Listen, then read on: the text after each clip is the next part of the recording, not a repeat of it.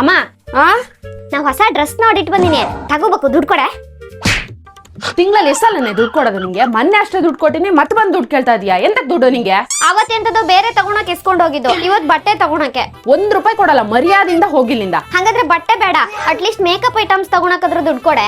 ಹೇಳ್ತಾನೆ ಇದೀನಿ, ಮತ್ ಮೇಕಪ್ ದುಡ್ಡು ಬೇಕು ಅಂತ ಕೇಳ್ತಾ ಇದೀಯಾ? ನಿಂಗೆ ಏನಾದ್ರು ಪರಿಜ್ಞಾನ ಐತಾನೆ? ನಿನ್ ಕಾಲೇಜಿಗೆ ಫೀಸು, ಬುಕ್ಸು, ಬಟ್ಟೆ, ಬ್ಯಾಗು ಅಂತ ಹೇಳ್ಬಿಟ್ಟು ದುಡ್ಡು ಅನ್ಸಕ್ ಸಾಯ್ತಾ ಇದೀವಿ. ಅದನ್ನ ಬಿಟ್ಟು ನಿನ್ ಮೇಲ್ ಖರ್ಚು ಬೇರೆ. ಎಲ್ಲಿಂದ ಕೊಡೋದು ಹೇಳು ದುಡ್ಡನ್ನ? ನನ್ನ ಹತ್ರ ದುಡ್ಡಿಲ್ಲ, ನೀನ್ ನಡಿ ಫಸ್ಟ್.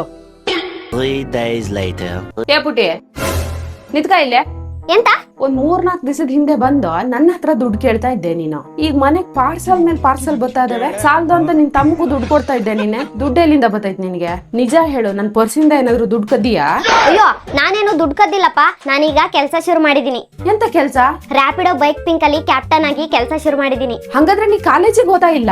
ಅಯ್ಯೋ, ನಾನೇನು ಕಾಲೇಜ್ ಬಿಟ್ಟಿಲ್ಲಪ್ಪ. ಇದ್ರಲ್ಲಿ ಫ್ಲೆಕ್ಸಿಬಲ್ ವರ್ಕಿಂಗ್ ಅವರ್ಸ್ ಇದೆ. ಫ್ರೀ ಟೈಮ್ ಸಿಕ್ಕಾಗೆಲ್ಲ ಕೆಲಸ ಮಾಡಬಹುದು. ಓ, ನಿನ್ ಕಾಲೇಜು ಮತ್ತೆ ಕೆಲಸ ಎರಡನ್ನೂ ಮ್ಯಾನೇಜ್ ಮಾಡ್ಬೋದಾ? ಹೌದು, ಫುಲ್ ಟೈಮ್ ವರ್ಕ್ ಮಾಡಿದ್ರೆ ತಿಂಗಳಿಗೆ 45,000 ಅರ್ನ್ ಮಾಡಬಹುದು. ಆದ್ರೆ ಅದ್ ಸೇಫ್ ಇದೆಯಾ? ಎಂತ ಕತೆ? ಹ್ಞೂ ಅಮ್ಮ, ರ್ಯಾಪಿಡೋ ಬೈಕ್ ಪಿಂಕ್ ಸ್ಪೆಷಲ್ ಆಗಿ ಲೇಡೀಸ್ ಗಳಿಗೆ ಇರೋದು. ಲೇಡೀಸ್ ಕ್ಯಾಪ್ಟನ್ಗೆ ಲೇಡೀಸ್ ಪ್ಯಾಸೆಂಜರೇ ಸಿಗ್ತಾರೆ. ಹಂಗಾದ್ರೆ ಸರಿ. ನೀ ಹೆಂಗೋ ಇವಾಗ ಸಂಪಾದನೆ ಮಾಡ್ತಾ ಇದೀಯಲ್ಲ, ನಿನ್ ಸಂಪಾದನೆಲ್ಲೇ ನಂಗೊಂದ್ ಸೀರೆ ತಂದು ಕೊಡು. ಅಮ್ಮ, ಬಾರಿ ಜೋರದಿಯ ಕಣೆ ನೀನು.